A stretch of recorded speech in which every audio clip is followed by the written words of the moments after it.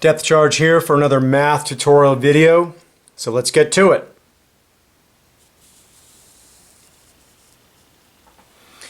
Today's topic is, once again, PEMDAS and order of operations. And in math and in other courses and in life, you're going to have to evaluate expressions. And this expression right here has to have a flow to it, and you have to follow rules as you type it in the calculator. And those rules are illustrated in this acronym right here. P for parentheses, E for exponent, M for multiply, D for divide, A for add, and S for subtract. And it appears in this expression that there's only one set of parentheses. But in reality, there's more than one, as I'll illustrate in the calculator. The calculator we're using today is the TI-84 Plus. And what I'm going to do a little bit differently today than I've done in previous videos is, what I'm not going to do is show intermediate steps. I'm just going to do the whole thing in the calculator, generate an answer, and then we'll move on to the next one. However, I am going to explain the button presses that I put in the calculator. Now, it appears very straightforward, and it is, but you have to be careful. This is what we might type in if we're not careful.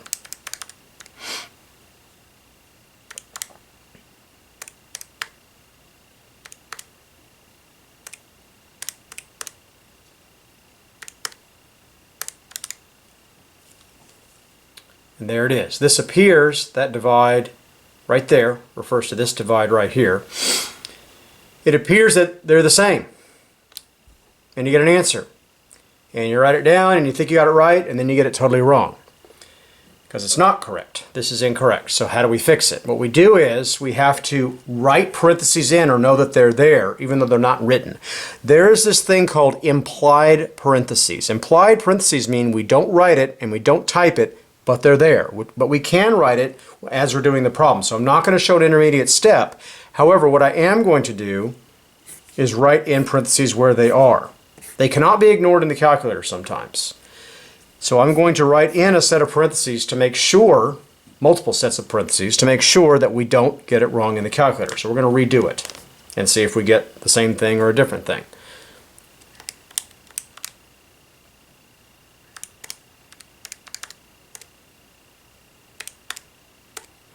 So what I've done here is I've used parentheses to put the numerator in its own set of parentheses. I'm going to divide it by the denominator.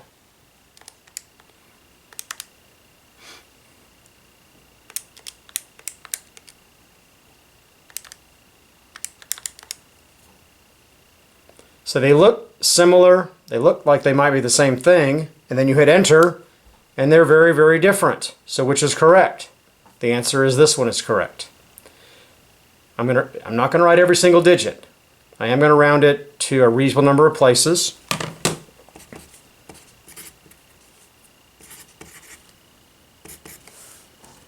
And that's it. Moving on.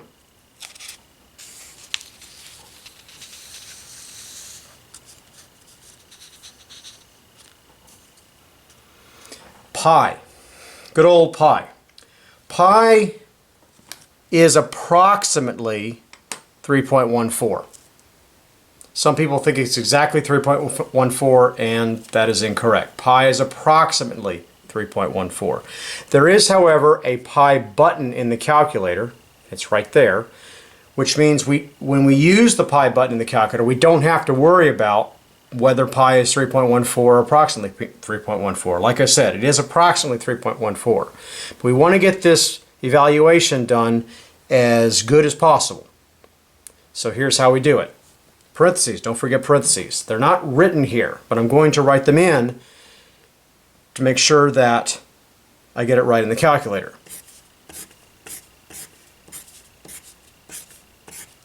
This technique will help you get problems right. It will help you evaluate things right. There's nothing worse than doing everything right in a problem and then you punch it in the calculator incorrectly and you get the whole thing wrong, let's say. Here we go. The pi button, like I said, is right there.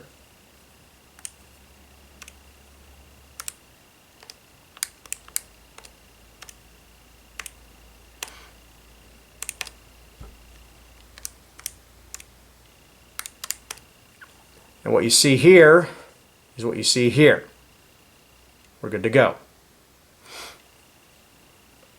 We're dividing one fraction by another. This top fraction is rather complicated, so let's make sure we don't make a mistake.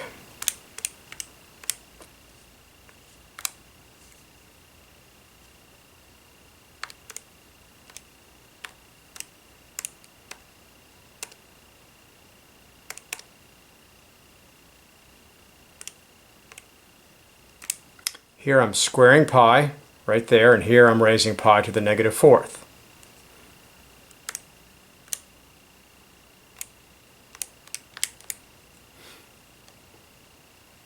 Be very careful with parentheses. This parenthesis right here, look at my pencil, refers to this parenthesis right here. This parenthesis right here is next to the pi squared. We're good to go. We've got to be careful. Everything looks good. I'm going to round this to 1.05. You could round it further down. That would be fine. I prefer 2 or 3 decimal places.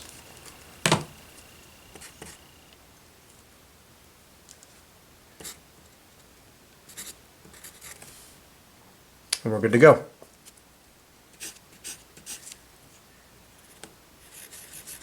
.05 is a perfectly acceptable answer. Like I said, you might want to enter your answer as 1.047. That's no problem.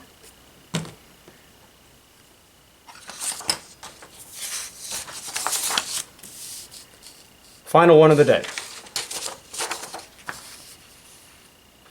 E. E is a number very similar to pi, in that E is in the calculator, and E, when you write it as a number, we have to approximate it. Where's the E button? E is right there. Second, E. So we can say that E is about 2.72 if we want, but why bother when we have the E button itself? All right, we're going to do this in one shot.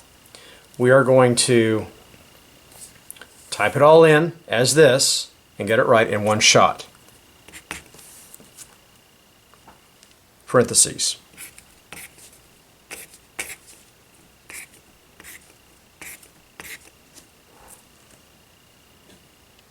If we type it in like this, we will get it completely correct. We have to round it.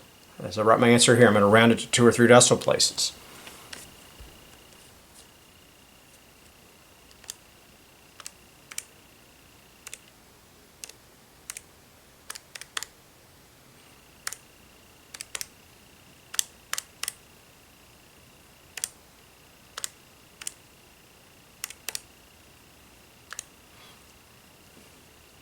This is the most complicated part here. That's a subtraction symbol.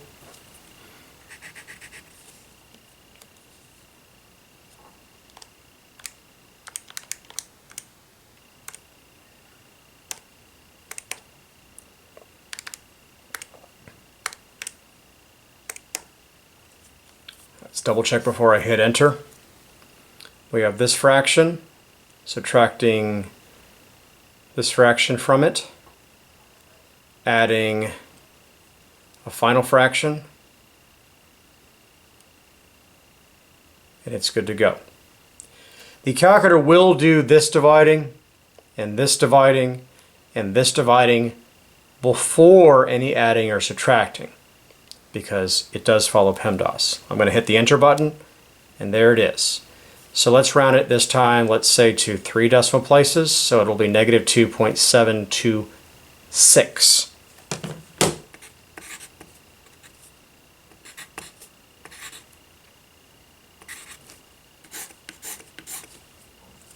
And that's it. So like I said, there are multiple ways to solve these problems, but the way I'm approaching this is just put in the calculator and generate an answer, not show intermediate steps. And depending on the types of assignments you're going to be asked to do, That is the most efficient way of doing it. You're taking a test, you've got multiple problems to do, let's just type in the calculator, get an answer, move on. But sometimes you do have to show steps. So this technique that I did where I just write the answer and show my work on the calculator does work sometimes, and sometimes it's not the best way. Thank you again for watching this tutorial video. Please subscribe to my channel, and depth charge out.